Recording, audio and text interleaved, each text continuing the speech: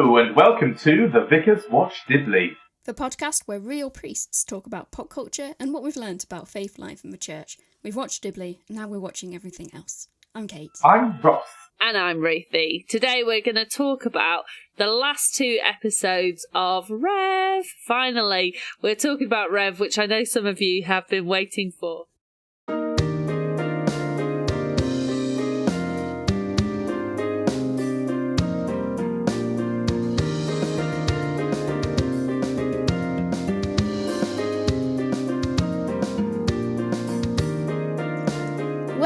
Holy happy hello to you all. Hello. We're in our vicarages, you're listening in, and we're ready and raring to talk about Rev. But first, Ross, I think you have a little notice for us today. I do. First of all, I just want to say I'm sorry if my recording sounds a bit strange, because I am in the middle of moving house, and they've taken a lot of my stuff already, so my house is feeling very echoey. And I'm out of the cupboard, which is usually my little recording booth. So I'm out of the closet and into the light. Here I am. But yeah, no, absolute chaos for me at the moment. We're recording in the middle of Lent, and I'm just in the chaos of trying to work out where my furniture is going. This episode that we're recording now is going to come out just before Holy Week. So we decided it was a perfect time to finally watch Rev and talk about Rev. So, Ross, tell us about Rev. Okay, so Rev is a sitcom that came out between 2010 and 2014, and it's kind of almost, in many ways, an opposite to the Vicar of Dibley. The Vicar of Dibley is a lovely rural community, whilst Rev is a chaotic, dysfunctional, inner-city London parish. That makes Dibley sound like it's functional, and actually it isn't. I should make that clear. And it follows the story of the Reverend Adam Smallbone. He's moved from a idyllic rural Suffolk parish to be in inner-city London, to St Saviour's in the Marshes. It kind of follows his journey as he engages with what is kind of a really brutal ministry. I'm just going to throw back to you right now because it is so very different from the Vicar of Dibley. How much of it have you two watched? Because I'm going to confess, I started watching it. I don't think I've actually seen season 2. And then I've seen the end of it. I've seen the Alpha and the Omega, but not the rest of the Greek alphabet. Yeah, I've seen bits of it. I've watched the odd episode. It's very difficult to watch. I believe I've seen it all now. So, like Fleabag, that got to an episode that I watched and went, no, can't watch anymore. It's too painful, which was the episode 4 of season 3, which is where, massive spoiler alert for all of this, the vicar, Rev, Adam Smallbone, kisses the head teacher of the Church of England school and is racked with guilt about it. And then there's an artist who makes a statue it's of the artist kissing his wife, but Rev sees it, Adam sees it, and thinks it's of him and Ellie, who is the head teacher, and so pushes it over and smashes it. And I got to that point and just went, I can't deal with the emotional turmoil of all of this. But I have now watched all of it, and I am once again glad that I have watched all of it. But it's been a long time since I've watched it before. Rev has a whole cast of eccentric characters, just like the Vicar of Dibley. Absolutely. And actually, I think we see much more of a cross-section of the Church of England than the bubble of Dibley gives us. So we have Adam, who is played by Tom Hollander. Mr. Collins. Mr. Collins, yeah. We could talk about him again, couldn't we, Kate? We should try to get an interview of him about the different vicars he's played. Amazing. Yes. His wife is called Alex, played by Olivia Colman. And as a vicar's wife, she has her own career. She is a solicitor. She doesn't like being the vicar's wife either, does she? And she makes it very clear that she's not on board with all of this, which is, I think, worth pointing out that not every vicar's spouse signed up for this originally, and has often kind of, if they've got ordained later on in life, didn't expect to marry a vicar, and here they are. So, yeah, carry on. Sorry. No, go ahead. We've got, so within his team at the church, we've got Nigel, who is the lay reader. Do you want to explain what a lay reader is, please, Kate? Yes, so a lay reader is someone who has been trained and authorised by the Church of England to take services and to preach. You may find them taking funerals and various other services, but they are not priests. So lay means not ordained. So yeah. Thank you very much. So they can't do Holy Communion or... Yeah, they can't do Holy absolutely. Communion or anything sacramental, but they are incredibly important for the church and really valuable. If you have a lay reader in your parishes, it is a blessing. Yes. And sometimes Nigel is a blessing to Adam, but sometimes he is not, and we'll get into that a little bit later on. But in the sitcom, Nigel is fastidious about church law and the rules, and can sometimes undermine Adam and his leadership as vicar. But we'll come on to more of that later on. I mentioned a couple of the parishioners.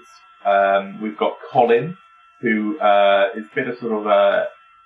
Well, Wikipedia says he's a heavy-drinking, unemployable, lost soul, and Adam's most devoted parishioner.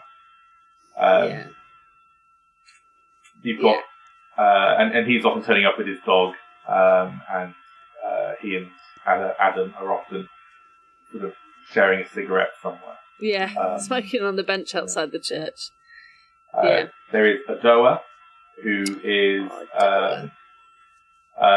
she is best known really for her sort of very romantic intentions towards Adam or the clergy. I'd forgotten about that. Yeah. Again, according to Wikipedia, something which sometimes called in the church a cassock chaser. Yeah, she is at the beginning. I'd forgotten that. But she's someone who's very faithful to the church and to church teaching, but that can sometimes make her a little bit blind to what people actually need, perhaps. Yeah. There is then, we've mentioned Ellie. She is the head teacher of the local parish primary school. Very... professional, and very committed to her career, and she's very beautiful. Yeah, that's one of the things that is sort of sold to us, I think, as within the world of the sitcom, and we're going to get more into that as we hit the episodes. Finally, there is the Archdeacon Robert. Now, we may recognise Archdeacon Robert from Vicar of Dibley. The Vicar of Dibley. Go on, Kate. Oh, yes. He is our lovely choir conductor from Dibley Church. Cecil. What's his name our again? Darling Cecil. Cecil! Who clearly has had a name change and a promotion. A new calling. In my headcanon, it is the same character. Maybe they're twin brothers. Or they're twin brothers, maybe. Or cousins, perhaps. He gets around, he travels around a lot in a taxi cab, doesn't he, around London? Yeah. And this is one of the things which, when Rev was first released, there was lots of chatter about people who knew the people who each of these characters were based on. And one of those was that there was an archdeacon who travelled around London in black cabs. Oh, really? To my knowledge, the youth worker who I was working with at the time knew an archdeacon who fit this description. It's a fascinating sitcom to watch if you are embedded in the Church of England in the same way that we are, and especially if you know London clergy, I think, because these are really strong archetypes, and actually we can probably say, oh, we know exactly who that is. We all know someone a bit like that. Okay. It's a funny thing about archdeacons, isn't it? Like, I've met some prickly ones before, and then I've met some absolutely fantastic ones before. So he's definitely on the prickly end, isn't he? Of just having conversations with people in cabs and then chucking them out. So yeah, if you don't know what an archdeacon is, it's sort of like middle management in the church. Would you say? Yeah, I think that works. If the bishops are the managers, then the archdeacons are sort of the middle managers. They often look after the sort of the more legal side of churches, but also have oversight of the pastoral needs and cares of clergy and their churches as well. I've got a cracking archdeacon. Yeah, that depends on the size of the diocese as well. So a really big diocese, like one of the London dioceses, will have actually quite powerful archdeacons. They'll have quite significant roles. So in this episode, we do also have the bishop, who you will recognise as Ralph Fiennes from various different media. We had him last time we recorded, didn't we? He was the Pharaoh. Yes. So on the episode which was released in our podcast episode, which was released before this, he played the Pharaoh. You'll also know him from various other TV shows and films. Big actor Vicars for like the finale episodes of this sitcom. He plays Jesus in The Miracle Maker as well, so there's quite a few ones. There's a bit of a faith aspect to his role. So we'll have to get him on the podcast he also plays Voldemort, so unfortunately, as I was watching this, I was just hearing in my head that the boy who lived. Come to die, like just that interview where he and Adam were having the interview together. Very interesting flashbacks there. Anyway, I think one of we've mentioned how these characters are based on. Some of them are based on real archetypes and encounters people have had with real clergy, and also real parishioners. And I think maybe one of the reasons I find it harder to watch Rev is because it's real in a much more gritty way than the Vicar of Dibley is. I would say we recognise the characters in the Vicar of Dibley, but it's a lot more uplifting, and even though it can be dire, it doesn't feel grim. Whereas the Rev characters and situations feel a little bit more grim and just too real. And bog you down a little bit if you're actually going through the similar situations. Yeah, there's an episode where they have, I'm pretty sure it's Miles Jupp. Oh, not Miles Jupp. Hugh Bonneville, who plays a character that's doing a church growth thing. And I work for something called Leading Your Church into Growth. And that felt like a stab in the heart of, oh no, all my cliches that I do. This is me standing up. And so watching that was a bit like, oh. But, you know, actually, it's one of the things we need to look at ourselves and laugh at ourselves and go, you know, we recognise when we've got it wrong. And there's the other classic one with the kind of evangelical free church comes in and, does rapping for Jesus and Smoothie Bar and all this kind of stuff, where you look at that and go, oh, I recognise so much of that. It's really good that everyone is fair game, though. Yes. You've got the slightly hapless, middle-of-the-road vicar in Adam Smallbone. You've got the slightly more charismatic big shot vicars as played by Hugh Bonneville. You've got the evangelicals and the sort of slightly intimidating sort of high church archdeacons, if you like. Everyone is fair game. And I think that's I think that's a kind thing. Yeah, absolutely.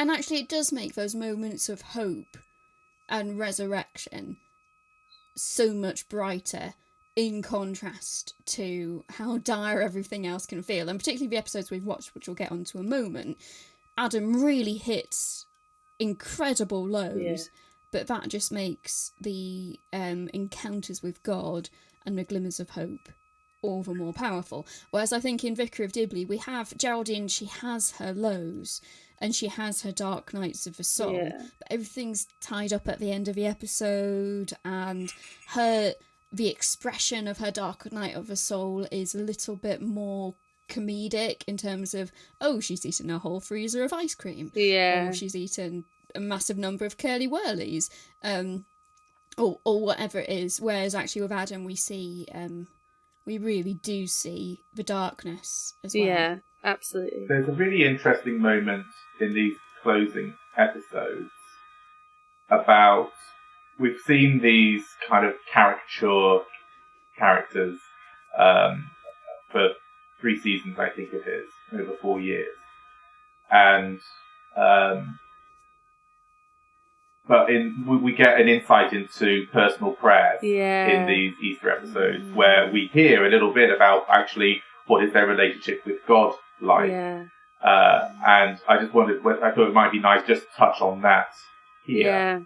Actually, what do you think about those prayers, and what is revealed to us about these characters through their prayers? It was one of the things I really loved when I first started watching it, was hearing this inner monologue of Adam praying at different times, and praying like I do, and just kind of, it's not sat down formal and going through morning prayer or whatever it might be, but actually just going, you know, God, I'm having a bit of a rubbish day today, and I could just do with your help, but I saw a dog today that was pretty nice, and, you know, it's like, it's these kind of weird mundane prayers where you're just having a chat and asking questions, and I love that is part of it, and that's a very constant for Adam throughout the whole of the kind of series. But I loved that in the final episode you hear that from other characters more. And I think it's a really clever storytelling device. Yeah, and gave us an insight, Ross, as you said, into what each of the other characters was thinking, and I think there's almost a softening of Nigel's character, in that we discover really the struggles, what he's wrestling with, which is what has led him to be so critical of Adam. And you sort of see, I mean, I love Adam's wife, sorry, I don't know Alex. her name. Ellie. Oh, sorry. Ellie's the head teacher. I love Alex's prayer where she's just saying, you know, it's on me to help Adam now, which is just is lovely, and seeing her faith as well. It's just really nice, and also seeing the Archdeacon, who's been this very pompous character, and seeing what he thinks of himself. Yeah, it's fascinating. Yeah. And Colin, actually, how, despite that he really has turned on Adam in these 2 episodes, actually hearing his affection for Adam in those private thoughts. Yeah. It's a really good thing. Yeah, so Rev is in many ways a bit more realer than Vicar of Dibley. We see in its, perhaps in its location, it's less idealised, and it also draws on the fact that the parish is more than just the church and the vicarage and the village hall. It's also the local shop, the local pub, the local park, the church school, all of which actually are really important in the parish, because the Church of England is about parish ministry rather than just about church. It's so it's really interesting. Some of the best ministry I do is in the pub here. The conversations I have with people are absolutely brilliant, and it's more than just the church building. There's people I bump into at regular places and go, oh, hello again, how are you doing? And it's more than the building. Yeah, it's in the schools. Yeah. Lots of my ministry happens in the schools, and it's when you're walking the dog and the people you meet when you're walking the dog, or when you're going into the local shop, and through relationships with the local shop, they also own a pub, so we're able to do events in the pub, you know, and it kind of all links together, and that's really nice. Yeah, so I think Rev's really good at representing that. It's really interesting how they draw out actual issues that a lot of clergy face. I remember in season 1, there's the episode where suddenly a whole load of families with kids start coming to the church, and it's because they want to get their kids into the good church school. And Adam has a really difficult time ethically and morally trying to work out what he should do. Should he sign this form from these parents who've turned up for the last 2 weeks trying to get their kids into the nice school, or not? On one hand, he could get his church to grow massively. On the other hand, he and his congregation are being somewhat used for their kids, their education or whatever. So it's really interesting because there are a lot of clergy who have to work out those dynamics. What should the policy be in terms of church membership and access to the local parish school? Or even what does church membership look like? So even for things like baptisms and weddings, families need to have a qualifying connection to the church. And I think perhaps it's a bit more relevant in rural ministry where you've got lots of pretty little churches. And so you've got to say, well, what is a qualifying connection? If we're reading it to the letter, then we need to have seen someone regularly over 6 months at church services. But is that a connection? Or, and it's really interesting how you interpret the church law, but also in relation to what is actual relationship. And we don't want, it's really interesting. It's a really interesting aspect of parish ministry. They've also had episodes looking at safeguarding. What happens when someone who's got a criminal record joins the church congregation and brings certain skills with them. There's an episode about gay marriage and what Adams wants to do with his, and how his conscience leads him forward. At the time when the church, well, certainly between 2010 and 2014, the Church of England didn't really know what it's doing. I don't know how much further we are now, and I've been sitting on General Synod the last 2 years. So it's really a really great sitcom for exploring a lot of really contemporary issues that the church is working itself through. So if you want to know what it's really like in church ministry and parish ministry, watch Rev, but maybe don't try to marathon it because it might. No. It's not a binge. Have it watch it interspered with Vicars Dibley. Have those little injections of levity. God, that's going to be the weirdest binge ever, isn't it? The weirdest binge. It would be a really interesting one to do. We should create a watching plan. Anyway, we've specifically chosen Rev because this episode is coming out at Holy Week. And so let's talk about what episodes have we watched? We have watched season 3, episodes 5 and 6. These are the last 2 episodes of Rev. And it's sort of set in the run-up to Easter. It is sort of set during Lent. Earlier in the series, Adam and Ellie, the head teacher of the school, shared a kiss. In episode 4, he and his wife Alex talk about it, and that's all resolved between them. But in episode 5, we see the news spreading as a complaint is made against Adam, and he is suspended from active ministry. The news spreads around the parish, and an investigation is held, run by the Archdeacon. We see Adam meeting with the bishop, and then in episode 6, we see how things are resolved from that, and how Adam and Alex begin to look forward as to what might come next. It's safe to say that Adam has a real wrestling over his vocation, whether he's called to be a priest or not. He does start looking for other jobs outside of the church. and we'll come to the resurrection, maybe some of the endings towards the end. But I thought one thing that might be fun to do might be actually, because it is grounded in Holy Week, and they're such clever episodes in the way that they bring in all of these allusions to the events of Holy Week that Jesus and the disciples lived through. Yeah. So I thought it might be fun to go through day by day.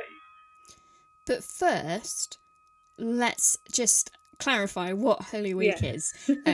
Just not making the assumption that people know. So, Holy Week is the most sacred week in the Christian calendar. It is the week leading up to Easter. It begins with Palm Sunday, goes through Holy Monday and Tuesday, then we have Spy Wednesday, Maundy Thursday, Good Friday, Holy Saturday, and then Easter Day.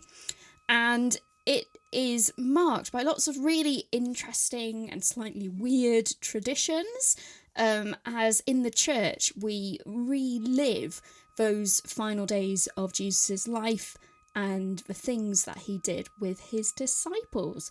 It's very much a reenactment, not just performance, but very much something which I think, at least for me, happens emotionally as well. It's a time of great highs and great lows, of a triumphal entry with Palm Sunday. This year, my group, we're doing a procession of the palms from one of the village halls to the churches, and I think we might actually have a donkey this year, I've been told. How exciting. Oh my goodness, I know. And then the next thing we're doing is we're going to be having a supper on Maundy Thursday. We're going to have some hours at the cross on Good Friday, and then a service of Taizé prayer for a final hour at the cross. And then on Easter morning, we're having a dawn service at 6 a.m.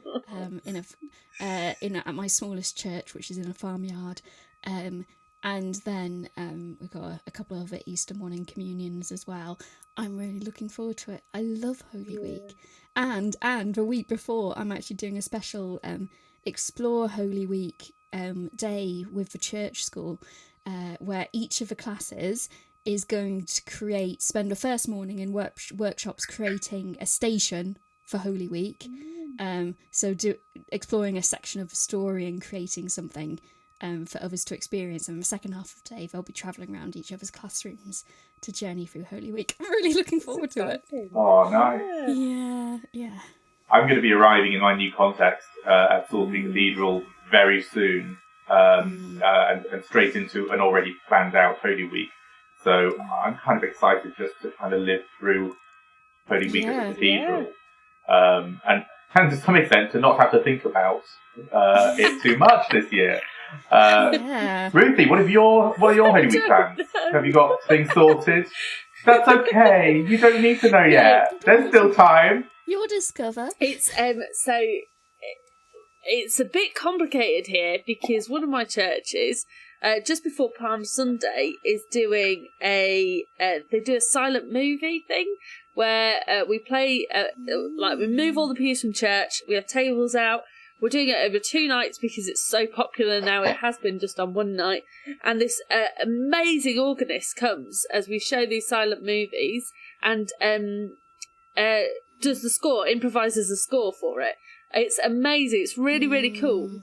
That sounds really cool. So the church up here is kind of a blank canvas in some ways of how it's going to look. Also on Palm Sunday, there is a fell race that happens here, and being the vicar, I get to bless all the runners before they disappear off. So it's like, okay, there's lots of things going on here. And then also up here at Heptonstall, on Good Friday, they do Pace-Egg, which isn't what you think it is. So some people know of Pace-Egg, where they roll eggs down the hill. As far as I know, they do plays here, and people slowly drink more and more and more. So it's slightly bonkers what's going on. And then I've got down the hill at my other church, there's the church school and all that they've got going on. So it's kind of, I'm trying to work out what happens kind of socially and culturally around here, but also what happens church-wise. So, and what has happened and what hasn't happened. So I'm trying to do a bit of all things. One of the things I'm doing is a shared meal on Maundy Thursday with all the churches coming together, because there will be tables and chairs out at one of them. already, so that we can spend that time together, eating, going through Holy Communion, and reenacting it as we do it. So who knows what's going to happen? Yeah, and it's worth knowing that every church really does have different traditions, and every community has different ways of doing things. You know, growing up, our churches always had a walk of witness on Good Friday. None of my churches around here are interested in doing a walk of witness. They used to do a walk of witness, and I heavily dissuaded them from doing one, because I don't like walks of witnesses. I'm yet to see it done well, because I always think everyone else is gearing up for Easter and they're like, yay, bunnies and chocolate. And then all the Christians walk through with a cross looking miserable on Good Friday. And it's like, oh, yes, I'd love to be involved in the church. Look at all those miserable Christians. So if you know any ways that it can be good, let me know. So, hi listeners, a walk of witness is when often churches will have a procession, often through town or through the high street. Somebody is carrying often a very large cross, and the idea is that we are walking with Jesus at the time when he was walking, carrying the cross to Golgotha, that is the place of the skull where Jesus was crucified. And often it's an ecumenical event where lots of different churches in a town will come together and make the thing happen. I remember just before lockdown, and actually lockdown meant it didn't happen, but we were looking in my curacy town of Whitney to kind of reinvigorate the churches together and try and bring new life. And I ended up being the vice chair of Churches Together, and I said, I will do the walk of witness. Give it to me, I'll make it good. because often it becomes this really tricky thing, and you get church politics and some people come like, a woman can't carry the cross or whatever. And I was like, there's a really good way of doing this. So I was planning a whole thing where we're going to start at one church and have the trial, and all the readings were just going to be straight from scripture. And then we're going to walk to another church, and you can join us there if you wanted, where we'd hear the trial, and it would be all the clergy of the town being the priest and accusing Jesus. And then we go to another church for the trial or something, and then we would walk into town for the crucifixion.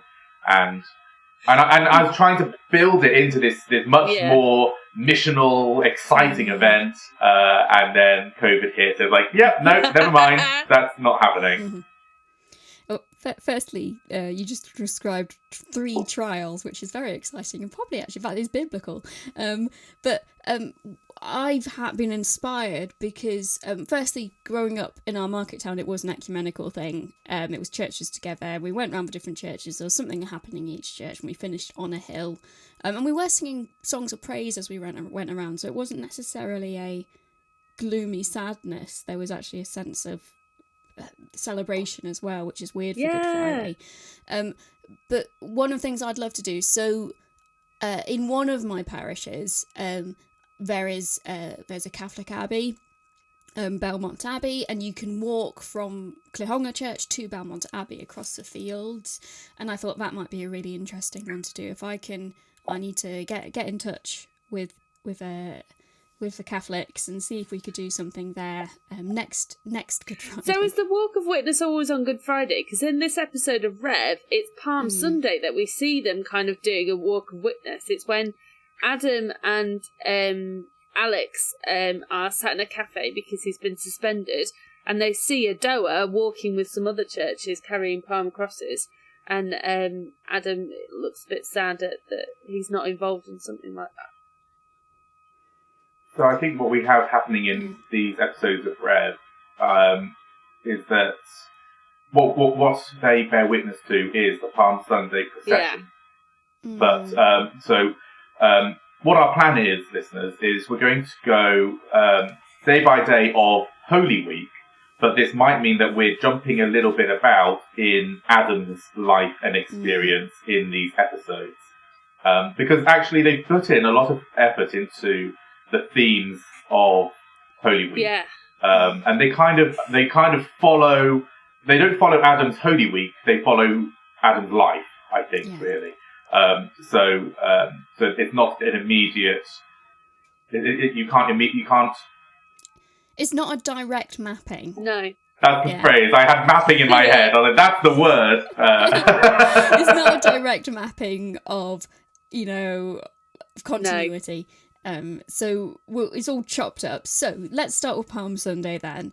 And there is a procession of the palms, or possibly a walk of witness, or possibly a Stations of the Cross procession.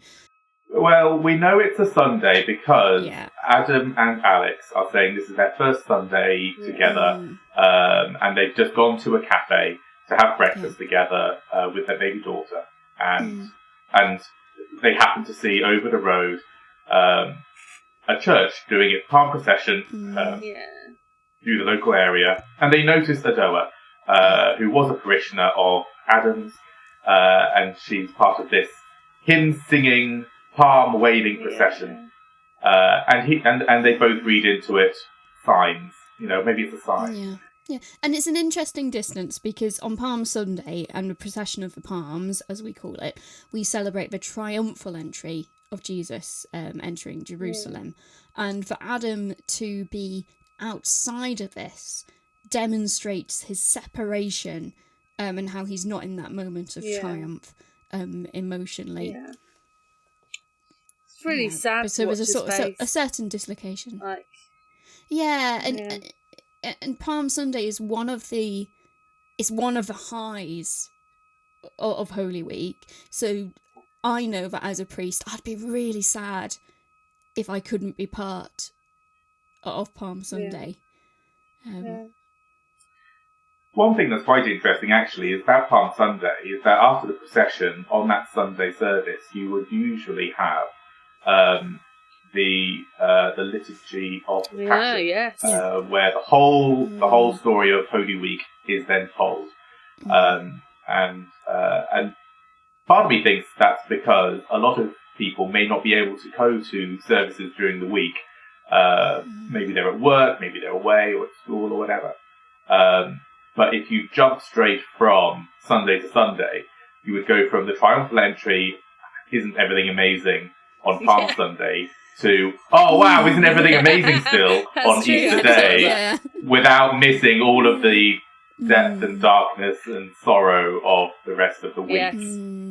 So with that, let's move into Spy Wednesday. Can I say, I only discovered about Spy Wednesday about 2 years ago or something like that. I had never heard of Spy Wednesday, and then my partner Nat told me about it, at which point I burst out laughing and was saying, this is so silly, why on earth do we have Spy Wednesday?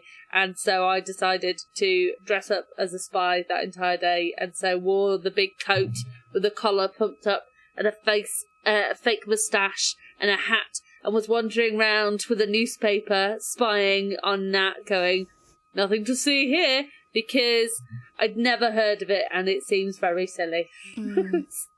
I didn't hear about it until I was an adult either, and when I've done assemblies about Holy Week and I've had props for each of the days, I've had like a robber's mask. I've enjoyed putting that on a kid for Spy Wednesday.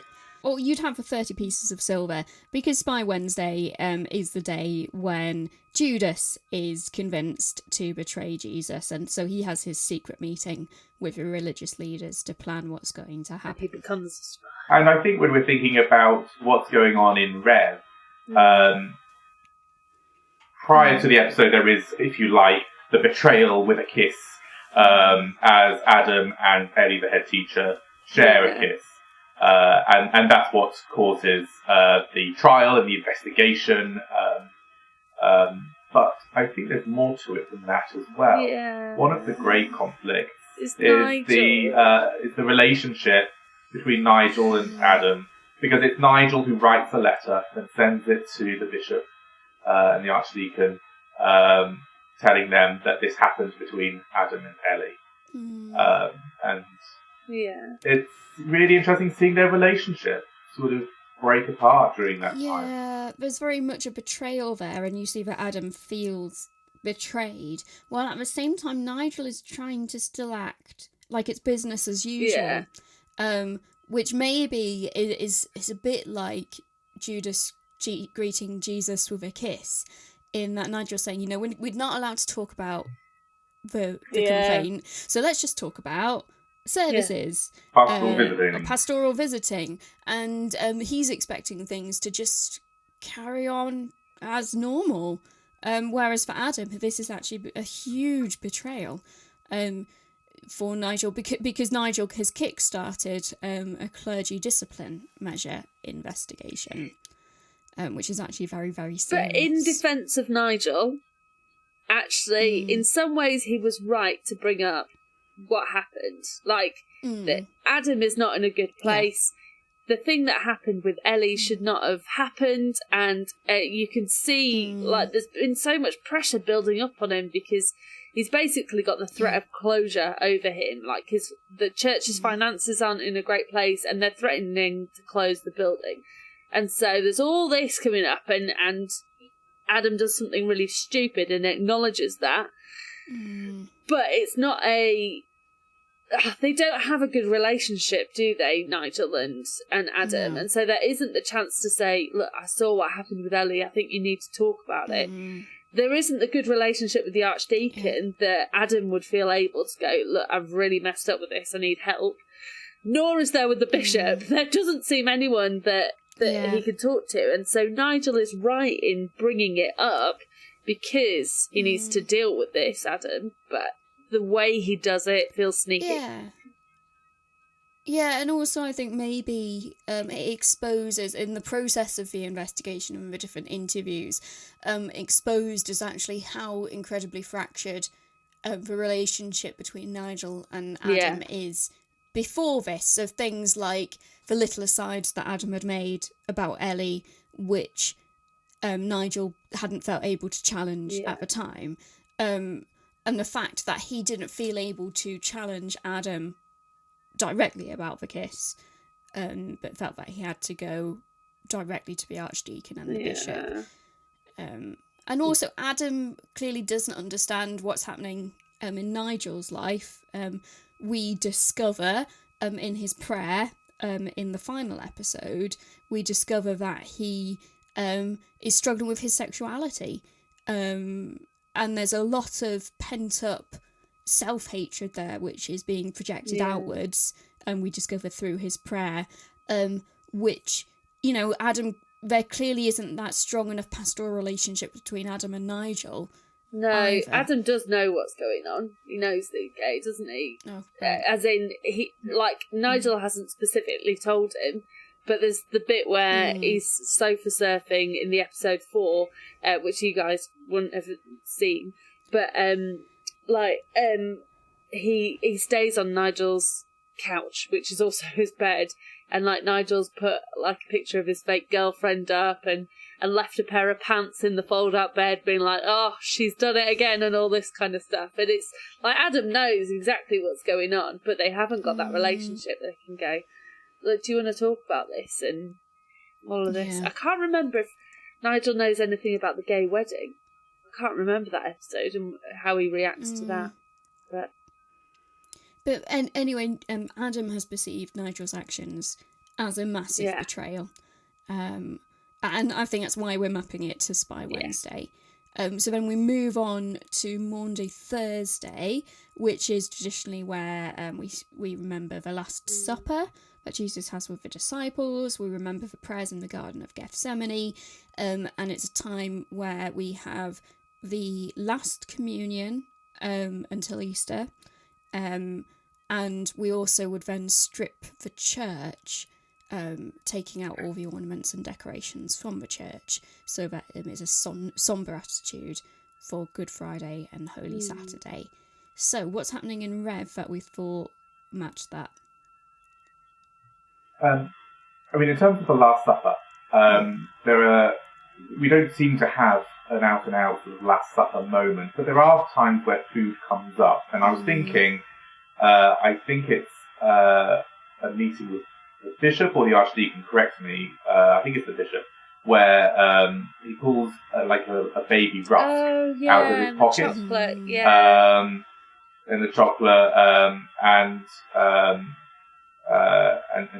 he's always offering tea or coffee, and there's a bit where the Archdeacon said, your coffee's always disgusting, or whatever. And the bishop has a whole selection of teas to be chosen from. So there's something interesting about his hospitality, but the way that the bishop breaks the chocolate is reminiscent of the way that priests snap the Eucharistic wafer. That's good. Yeah, we also have the emptying of the church. Quite literally. Where the church is being measured up to be sold, and then they quite literally empty it of everything and then lock it up. It's really sad.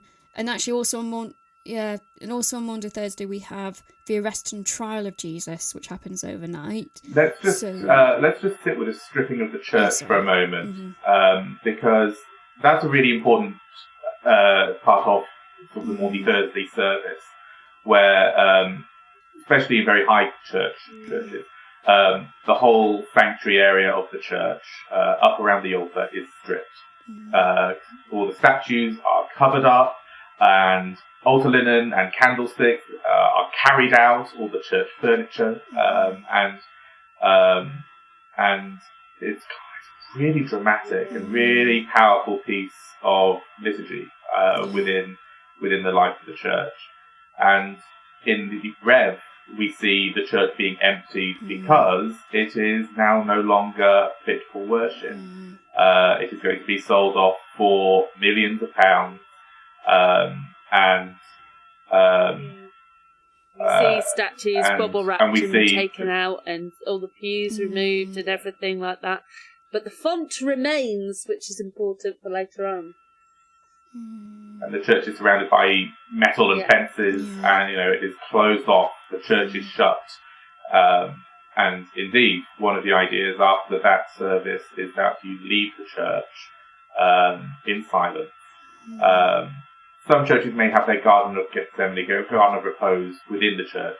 Some will go elsewhere. But the idea is you leave the church in silence, and you do not return until the day of triumph. Yeah. Maybe. Unless you're then redecorating the church. Unless you're going in to redecorate the church, or you keep the 3 hours on Good Friday. But sneaking in. Quick, get the flowers in. Yeah, it's a really powerful moment. Realistically, it takes a lot longer for a church to actually be closed. Yeah. The Church of England. It's not a snap the fingers and the church is closed and can be sold off. It would take a lot more time. But another thing that happens on this Maundy Thursday then is that the trial and the investigation into Adam's conduct with Ellie and whether he has been inappropriate. So there's the meeting with the bishop where we see the archdeacon put in his place, which is quite satisfying to see when the archdeacon's told to go off and make the cups of tea and all this stuff. And the bishop is talking about the complaint, the letter, and he starts off really well, I think, when he says about the response was maybe written in the heat of the moment and all of this. But then it's clear that Adam is being, in quotation marks, put on trial, that the situation has to be investigated to check what has happened, who's involved, how big a boo-boo was it, and what are the steps forward as part of this. And so we see the archdeacon going round and interviewing all the different parties, so interviewing Adam and interviewing Nigel, who made the complaint, interviewing Ellie, who's the person that he's kissed, and then also talking to the parishioners, including Colin, who is not the most helpful of people to talk to. And we see all this kind of evidence building up in a case against Adam, and it's painful to watch of how things you have said can be misconstrued, and what you think people see of you is different from how they actually see you, and all of this stuff. It's a hard watch. What is true? Absolutely. And so it's very much a parallel to, because also on Maundy Thursday, overnight into Good Friday, you have the arrest and trial of Jesus. And there is that spiralling out of control, false accusations or exaggerated accusations, and we're seeing that happen to Adam as well.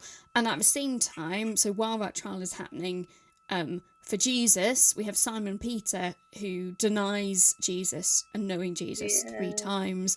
And in Rev, we see Colin, who is Adam's great friend, deny knowing Adam 3 times. Yeah. Such a fascinating little scene, because he's homeless, begging by an ATM, and someone comes to get cash out and says, "Oh, weren't you friends with that vicar?" And he denies, "No, I didn't know him. Yeah. And then after that, there's like it cuts to the chicken shop opposite. Yeah. And I think there's the alarm goes off. burglar alarm goes off. Yeah. And it's just a really gorgeous little Easter egg. See what you did there? To the way that Simon Peter hears a cock crow 3 times after he has denied Jesus. Yeah. And it's worth mentioning as well, at this point the story's been blown out of proportion as to what actually happened.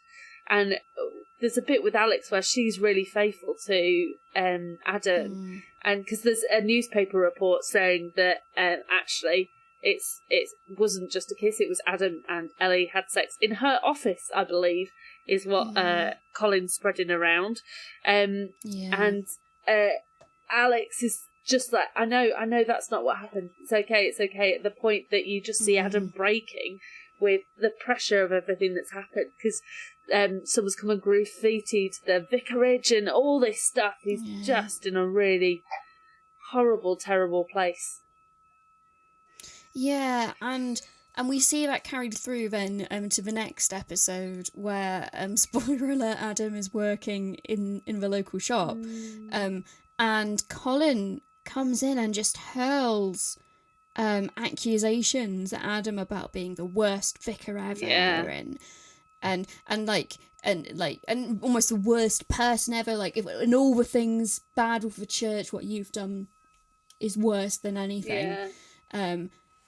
It's really painful seeing how the people who were Adam's supporters and were his parishioners and the people that he loved turn their backs on him. And we also have someone else comes to the door. Adoa comes to the door, and is really, really angry and upset with him. And it's and disappointed, and it's and all the while you're thinking it was a kiss. Like, yes, conduct not becoming of the clergy, but not anything like it's being made out to be. Often we talk in the church during Holy Week of how the crowds who were there for his triumphal entry are the same crowds who are then calling for him to be crucified on Maundy Thursday and Good Friday. And I think we see that in those reactions, the people who were his biggest friends and supporters becoming his vilest critics. And actually in the the final trial which happens before the crowds with Pontius Pilate, where Pilate, as a tradition around the Passover, would pardon one of the people who had been arrested, and it's up to the crowd to choose who to pardon, whether it's a murderer or Jesus. And they pardon Barabbas, Jesus Barabbas, rather than Jesus of Nazareth. And again, it's that Colin saying, of all the things in the church, that what you've done is the worst. It's really, really painful, really painful. Which brings us into Good Friday, and Bishop washes his hands, just as Pilate washes his hands. That was a bit that really, really hit me, because it's after some other things have happened, and Adam's decided to step away and resign from his job, but also kind of, he's not said he wants to leave the priesthood, but it's kind of implied that he's just like, I just don't want to be a Rev anymore. And the bishop... He starts to apply for other jobs. Yeah, he says the church doesn't want me, let me go. Yeah, so before he starts applying for other jobs and things like that, though, he goes and tells the bishop that this is his plan. And the bishop looks down at his hands and sees he's got something on his hands, and so goes off and washes them and then dries them, and just... It's from the chocolate, actually. Is it? And the symbolism of that, so. And you know, those who've gone through pain of being part of the church and not feeling wanted and loved and appreciated, and witnessing the bishop wash his hands of you, of going, right, that's your decision that you've made, off you go. That was, that hit me in the stomach, that one, that bit. I think of all this episode, I found that bit probably the most painful. Whereas for me, maybe not painful, but what really hit me was, as Adam was carrying the cross through the streets and having abuse hurled at him, but then he reaches a hill and he plants the cross. It's set up earlier on in the episode that a cross is needed from it's being stored in Adam's garage, and another vicar needs it for their Holy Week activities or whatever. And in the middle of the night, slightly crazed, Adam decides that now is the time for him to deliver that cross to this other vicar in London. And Alex tries to stop him. She says, don't, it can wait, but he goes ahead and does it anyway. And what we get is this really gorgeous sort of scene. It's heartbreaking, it's gut-wrenching, as Adam, this small, broken priest, carries this huge cross through the streets of London, and you see London nightlife, you see people spitting on him, but then they also take on the faces of his parishioners and the people that he falls as well. And he falls down, and that, in the Stations of the Cross, which is a service where we remember and walk through a series of reflections based on Jesus carrying the cross to Golgotha. So there's beautiful allusion to that. So there is somebody who does say, you need to hand with that, mate, which makes me think of Simon of Cyrene, who is someone who is actually forced to help Jesus carry the cross. And it's that, for me, it's that walk that is the thing that, it kind of lives rent-free in my head. Every now and again, it will just come into my head as just a beautiful allegory of the Stations of Cross. But Kate, it's the bit that comes after that that you particularly like. What was really powerful to me. So I think I mentioned that we used to do walks of witness in my market town growing up, and we'd finish on a hill, planting a cross on a hill. And this, for me, visually reminded me of that, erecting the cross there. But Adam's doing this not with a group of people, but on his own, and he plants it. And on the top of this hill, by the cross, he starts to sing Lord of the Dance. I hate that hymn so much. Which is an Easter hymn. He starts it kind of just almost under his breath, but when he throws himself into it, and he starts dancing like a fool as well. And in the hymn itself, although clergy have a love-hate relationship with it, I think, it's got some really deep theology in it about the dance of Jesus, who created all things at the beginning, is then lifted high on the cross, but then dances for new creation with the resurrection. Check out the words to that hymn at some point, because they're actually quite good. Well, maybe don't, because some of them are slightly interesting. I remember very clearly a wedding that I did where this got sung. Yeah. And in the particular verse about being whipped and stripped, I caught the eye of the bridesmaids, and all of them just fell about laughing, going, yes, so it is an Easter hymn, and it is about Holy Week. I think that the problem is that people pick it because it's happy and jumpy, and it sounds like it's Lord of the Dance. That sounds. And they remember it from primary school. And they don't really, but thematically it is about, Jesus being tortured and humiliated and then crucified. To a jolly tune! Which is maybe not wedding appropriate. But in the appropriate setting, it is. I actually quite like it. I'll put myself out there. I like Lord of the Dance in the right context.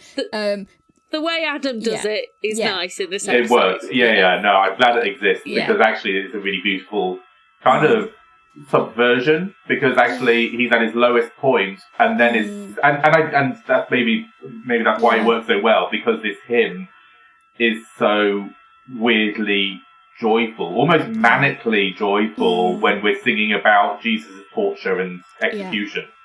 And Adam is doing it on top of a hill, alone by the cross, looking like a fool, because you can feel that he's almost broken through there with a look through into the rawness of spirit and saying, "Dance then, wherever you may be.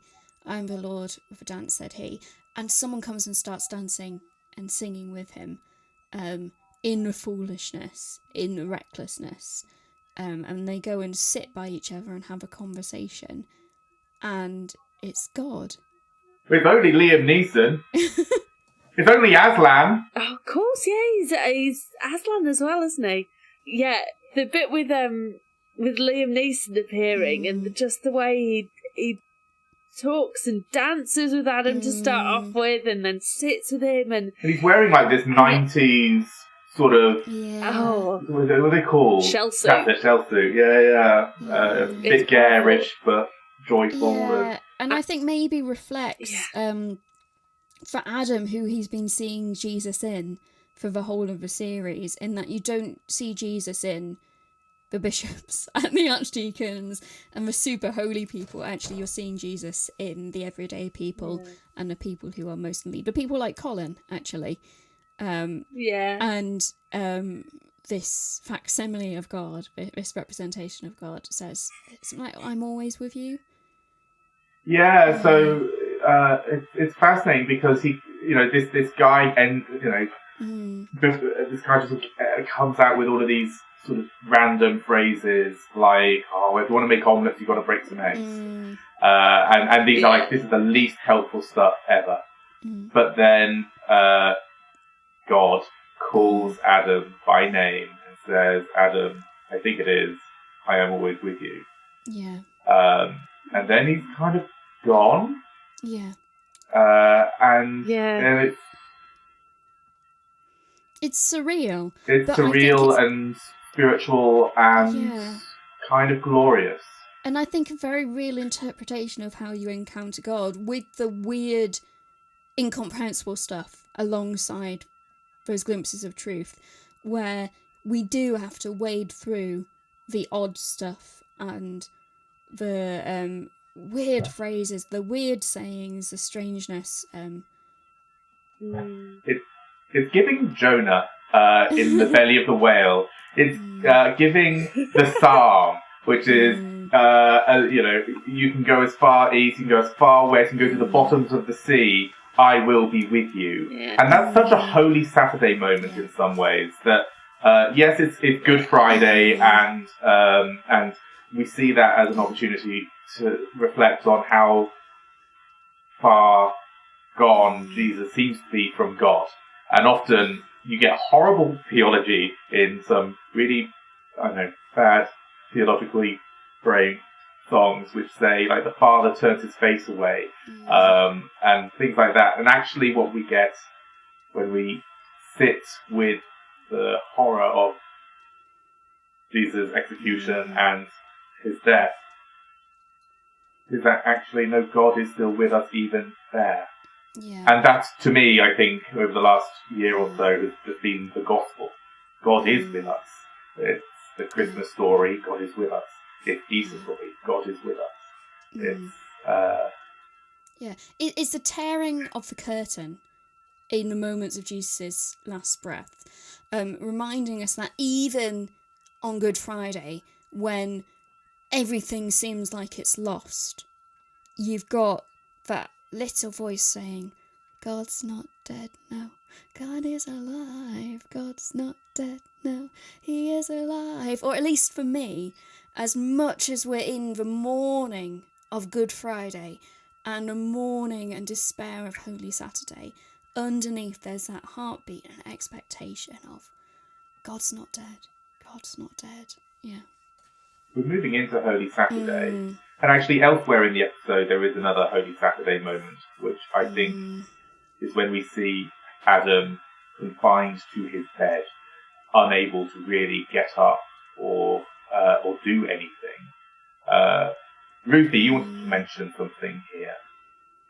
Yeah, this is a bit that really kind of hits home as well, because as a priest who has been signed off for work for a while with depression, and being stuck in that place of being in my bed and not able to get up and not able to do anything, and yeah, that was another very real moment for me of understanding that pain of just being stuck, and like his daughter's crying and you hear over the monitor Alex talking with the daughter and saying, "Where's Daddy?" and that kind of thing, and he's just in tears, curled up in bed saying, sorry I can't, and it's, yeah, in this Holy Saturday is this really, is it a holy day? It makes sense, doesn't it, that actually you're in between, you're in the, it's happened but we know what's coming but not yet, and all of this, and it also, yeah, being in that place is a horrible place to be,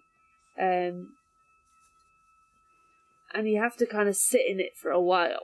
Like, you can't just go, snap, right, next day it's all good. You know, he goes through this in this episode, and I've gone through it myself, of just being in such a deep, dark place that you need to rest and wait and be with that. But one of the things I've just thought of is that he doesn't lose his faith in all this. He has a crisis of kind of identity and if he should be a priest, if he should be a rev and all this stuff.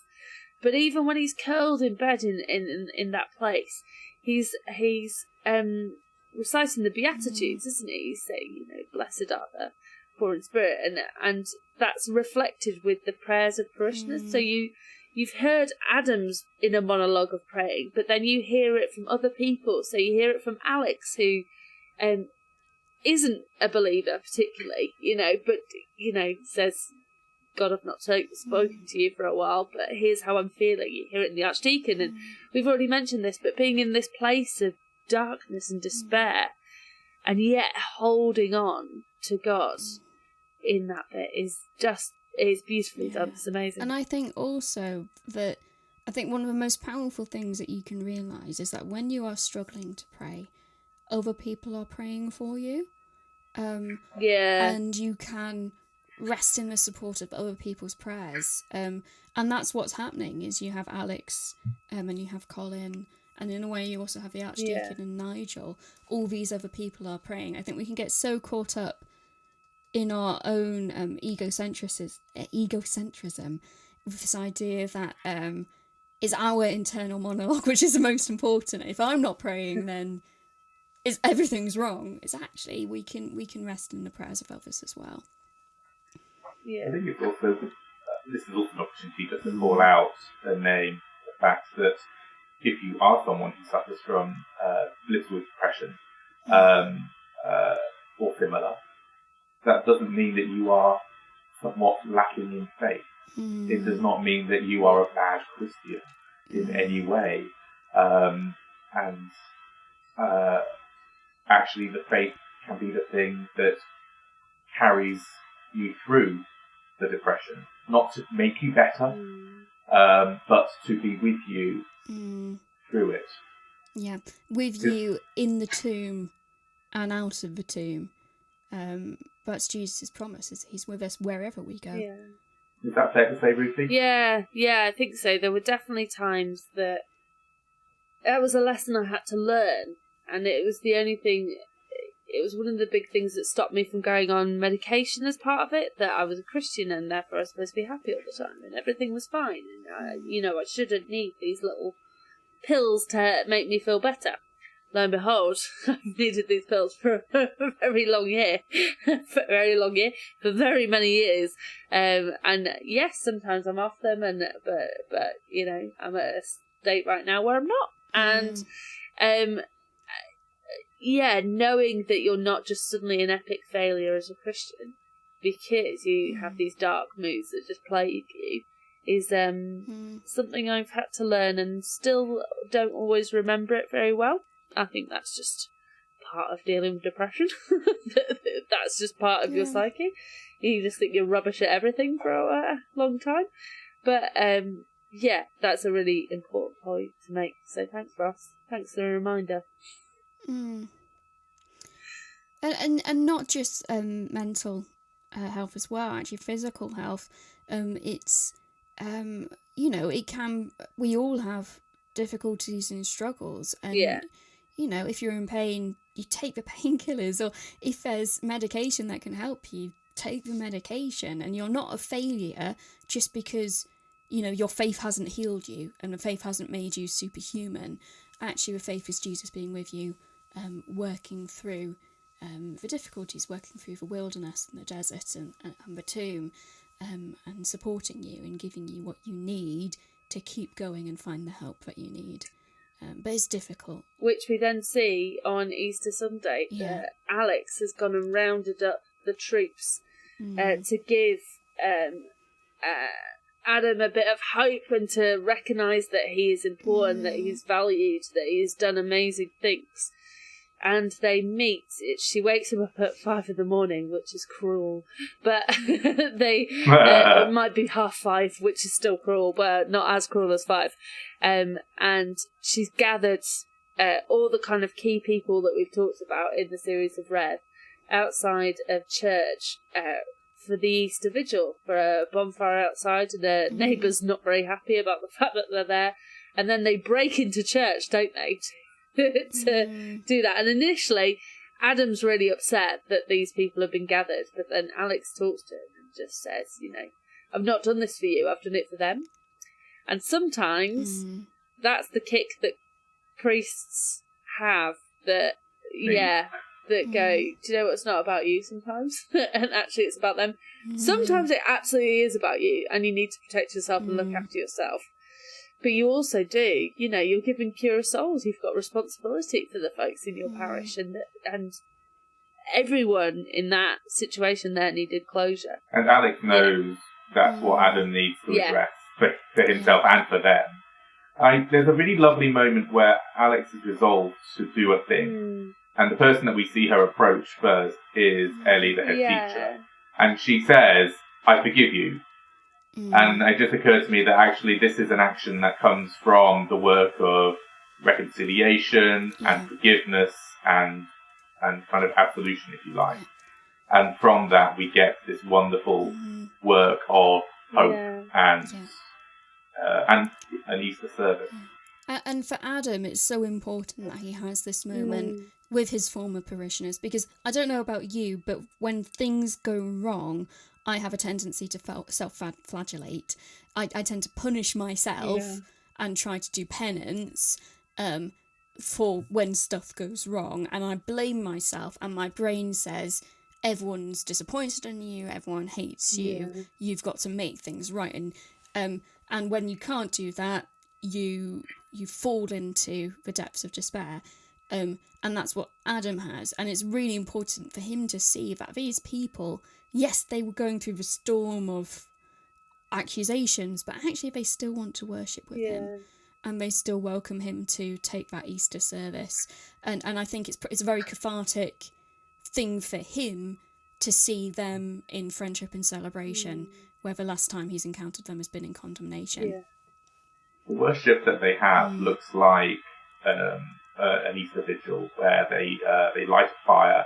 And they just use like a metal drum and fill that with wood from somewhere and set that and they light the Easter candle. And we hear the singing of the Exsultet, which is a hymn prayer sung often by a deacon, if there's one available. If not, then it'll be the priest or a cantor. singing about the new life, the new light that is in Christ. And often that candle is lit outside and then carried into the dark church. We see that happen. And it's a really beautiful piece of music. I had to sing it as a curate. I messed it up massively. Did you? The choir would never let me forget it. But there is something about, I think, Adam singing it, which is beautiful. And kind of him grounding himself back in his, perhaps, ordination vows or as a priest, as a deacon. At my Easter morning, the dawn service that we do, which we've now done 2 years in a row, and we'll do it a third year, which we hold in the churchyard, outside of a church, around a fire pit. We sing the Exalted together, and we do a version which is to the tune of Tell Out My Soul. Oh, nice. So far we've timed it well enough that the birds join in, the dawn chorus joins in, and let me tell you what an emotional punch that is, singing the Exalted with all of creation. And the final part of this service Adam has on Easter morning is a baptism for his daughter, and this traditionally that's when baptisms will be held in the church, would be at the Easter service, and it's also when we renew baptismal vows for everyone, and it's a really lovely moment of new life and hope, drawing things to a close really for Adam at St Saviour's. We get another little sort of prayer monologue, I think, from Adam. But that's kind of where the sitcom ends. And it's kind of a really interesting, we're seeing the death of a church community, but we're also seeing the new life. We're ending on hope. As to, actually, nothing is ever the end because God is with us. And what we are left with is, we're not shown it, but the absence after this. So some churches might do an empty tomb service for Sunday after Easter, which is, I've done it once before, but it's a space for saying, we've had the big celebrations of Easter, but for us and for the disciples, the tomb's still empty, and Jesus isn't here in the same way. And I think for the St Saviour's congregation and for that community, the church is still empty and sold off, and it has been dissolved. So the empty tomb service can be really powerful because it is praying for hope and learning to recognise Jesus in this new way as he walks among us in resurrection. And that's something which I think is a really poignant place maybe for us to draw to a close. Is wondering, where do we see hope in this season, as we've gone through the great highs and lows of Holy Week, as we've gone through the highs and lows of Adam's story, as we go through the highs and lows of our own lives, where do we find hope even in the emptiness, and how do we adjust to these new ways of living? One of the things we'd really like to encourage you to do is this Easter, if you are someone who believes in Jesus, go to an Easter service and renew your baptismal vows, because it's a fantastic opportunity to make that decision to face new life again. And even if you're not, go and see what it's about. See what's going on. Experience a bit of Easter. See what you make of it. Whatever you're doing this Holy Week and whatever you're doing this Easter, we pray that the risen Christ may live in your life and in your heart once again. Amen. Amen. Amen. We hope you've enjoyed this episode of the Vicars Watch Dibley. Thank you to Nat for editing our ramblings. Any opinions expressed are our own and do not necessarily reflect the views of the Church of England or any other organisation with which we are affiliated. If you like our podcast, leave us a review, follow us on social media and share it with your friends. And, as always, bless you for listening. What do you call a fly with no wings? I don't know. A walk. I didn't hear it. A walk. That's the the biggest eye roll I've ever seen you do towards me.